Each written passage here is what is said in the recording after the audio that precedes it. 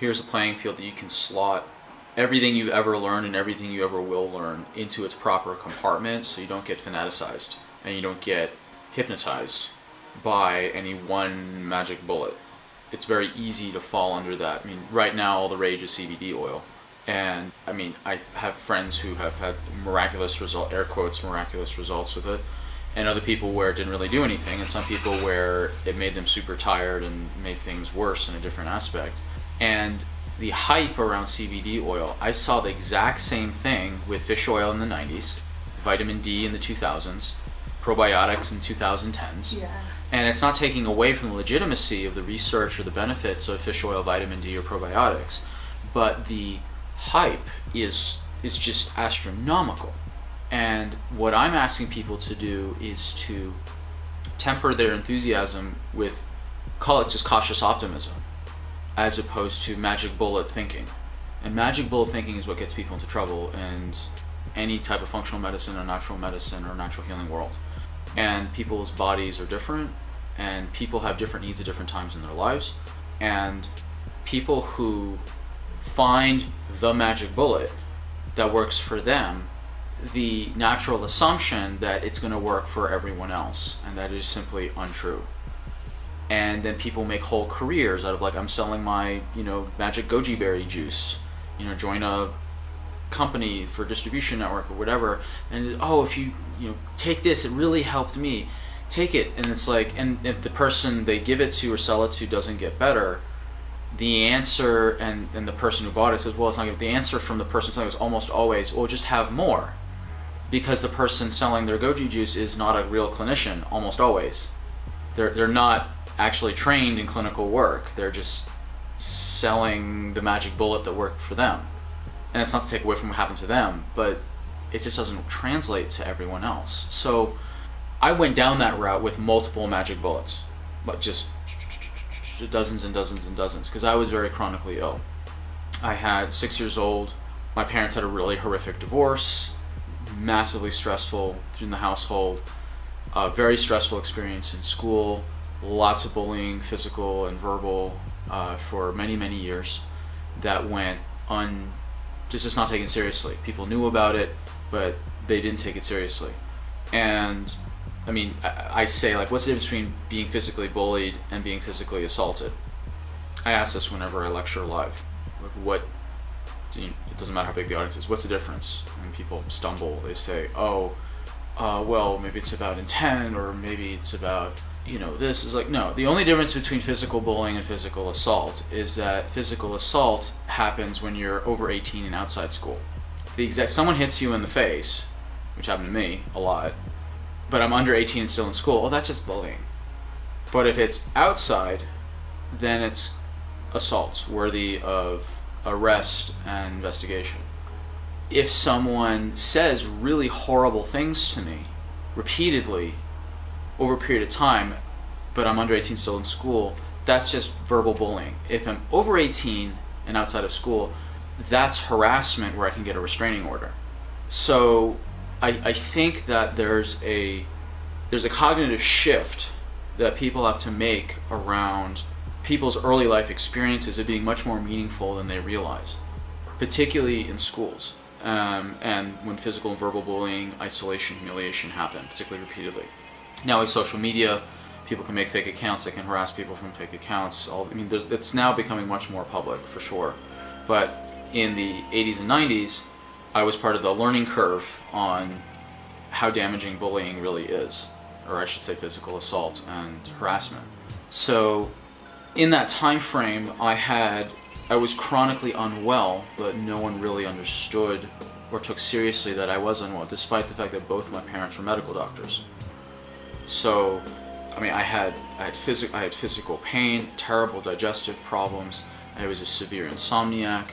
I was like pale and drawn. I looked like a vampire almost.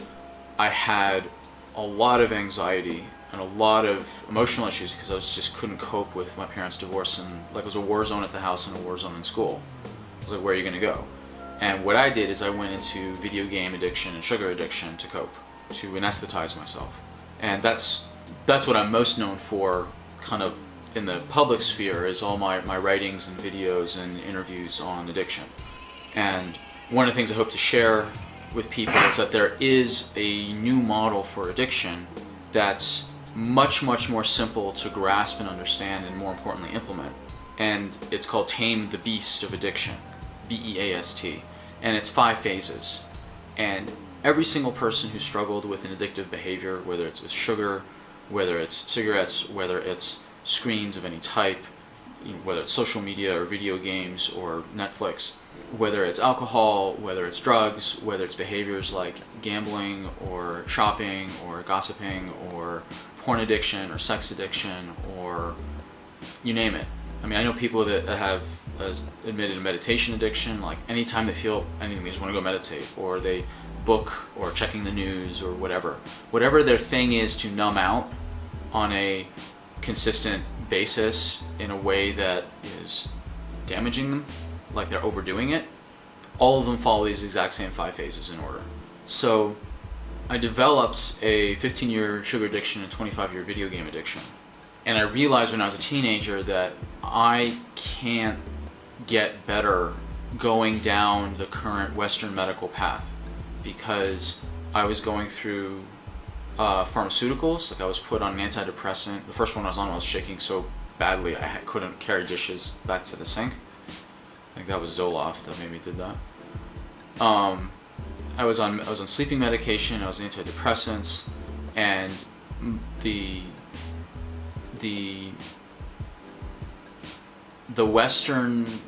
strict Western psychiatric approach was just simply not working. And I need to figure out how to get better on my own, because the way my parents were pushing me it was failing epically. So I started as a teenager trying to get my health back together. The first book I read when I was 16 on natural medicine was Dr. Jensen's Guide to Better Bowel Care. And I had severe bowel problems. I couldn't poop except once every 3 to 5 days, which according to the medical world is normal. No, it's not. It's absolutely not normal. Our anthropological ancestors pooped on average as many times as they ate a meal. You know, you put stuff in, it pushes whatever was out from the last time. So I took control of my bowel health first, and then that just opened the door to everything else. Bowel health is super important, but it's certainly not the only thing. I did, then went into nutrition, then went into detox, and trying to get my sleep back in order, learning stress reduction, and just all these other things. And what came together was a meta model for natural medicine, functional medicine, natural health. And the model came together called the 10 Pillars of Health because I went down this magic bullet train. Someone said, oh, try detox. So I tried detox and it got a little bit better. I overdid it at one point, but it wasn't holding. And then someone said, no, you got to try meditation. So I did that, but I still wasn't fully well. It says, no, you got to try, do this type of exercise. No, this type, no, this type, no, this type. Oh, you did detox? Oh, you did the wrong detox. You need to do this type of detox. I was like, oh, you got to change your diet for the 12th time. And I can't remember how many diets I tried. So many. I have one talk. It's on my YouTube channel on how to determine your optimal diet. And I cover the 15, 16 major diets and cross and compare and analyze all of them. And then I found later on you can genetically test for your macronutrient profile, carbs versus proteins and fats. And doing that was the missing piece that I needed after doing all this work to help with my bowel and digestion, which helped a lot, but I was still like having bowel problems. I realized that from this genetic test, I wasn't gluten intolerant, I was carb intolerant. That I was overdoing carbs because I have the amount of carb tolerance of an Eskimo, genetically. Whereas other people can tolerate high carbs, most people can tolerate a moderate amount. And I got into functional testing down the line, combined with the clinical model, the 10 pillars model. With the combination of having a natural health paradigm and functional testing to clarify the biochemical pathways underneath, then you can get truly customized natural medicine, functional medicine. Functional medicine, if you want to define it, is the best of Western medical scientific diagnostics with the best of natural medicine lifestyle intervention for the solutions. So you can get the best of both worlds. Western medicine has amazing diagnostics, labs, imaging, all sorts of stuff. But the solutions they recommend are almost always drugs, surgery, or some sort of archaic diet from the 50s or whatever. Or it's not bad enough, we have to wait till it is bad enough so we can find the diagnostic test to then find the right drug or surgery.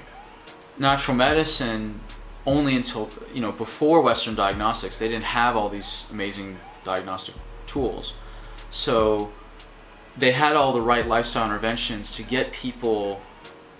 catch people in that gray space between optimal and pathology, and to help move people up the line. If something is so far gone, yeah, specific emergency cases, drugs and surgery are necessary, but then how do you prevent from even getting there? That's where natural medicine fits in. So what people think of as natural medicine is, oh, goji berry juice, or oh, this specific diet, or oh, I just have to meditate on this thing, or whatever. That's a tactic, that's not the strategy. People are confusing tactics for strategy. Taking a supplement is not natural medicine. That's a tactic within natural medicine. Doing a detox is not natural medicine. It's a tactic within it. And what most people don't do is they don't do the testing to find out if they actually need to do said tactic. They just assume they do because they saw it on Dr. Oz, they heard it on a podcast, they read it in a magazine, they saw it on the TV, another news TV show or they saw Google breaking news, fish oil cures hangnail or whatever. It's people are doing things like the CBD oil. They're doing things based on press as opposed to actual testing and clinical investigation. So if you understand functional medicine as the best of Western medical diagnostics and the best of natural medicine lifestyle intervention, we can use those to truly customize what you actually need, not what you think you need, or someone else tells you think you need because they tried their magic bullet thing and it worked for them. So the 10 pillars of health came about from clinical work with extremely unwell people: fibromyalgia, chronic fatigue, autoimmune, hormone disrupted individuals. Most of them were females from about 30 to about 50. They had, the one of each: sleeping issues, brain fog, hormone disruption, chronic pain, chronic fatigue, overwhelm, an autoimmune disorder or two. And I'm looking at doing detailed history. And what I notice is that people's histories fall into 10 categories. And what I found is that people who are struggling chronically had a minimum of 7 out of 10 of these pillars crumbling, which explained why magic bullets didn't work. Because magic bullets work on one sliver of one pillar, usually. And if someone has their 10 pillars of health and one pillar is at 30% and everything else is above 80%, and they just happen to find the magic bullet to rebuild that pillar, then they feel amazing and they assume everyone needs it.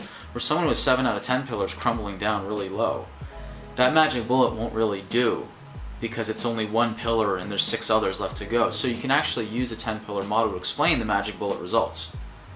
And this is why I love this model, because it prevents fanaticism. So you can understand why certain things work for certain people and they don't. So why tomatoes are classified as a vegetable, even though technically they're a fruit. And I mean, just in terms of taxonomy, fruits are things where seeds are on the inside. So you think of apples, you think of pears, you think of watermelons.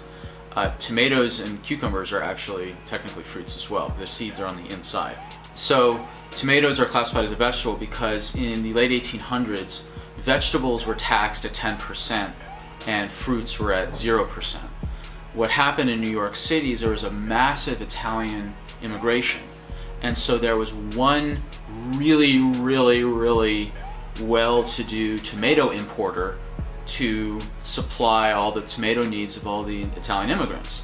And the IRS was really upset that they weren't getting tax money from the tomatoes because it was classified as a fruit. So the IRS sued the tomato importer, and the tomato importer's like, you're fighting against science? Okay, let's take this all the way through. They went all the way up to the Supreme Court system, and the Supreme Court sided with the IRS that for trade purposes, the tomato is technically a vegetable, so that the IRS can now collect its money.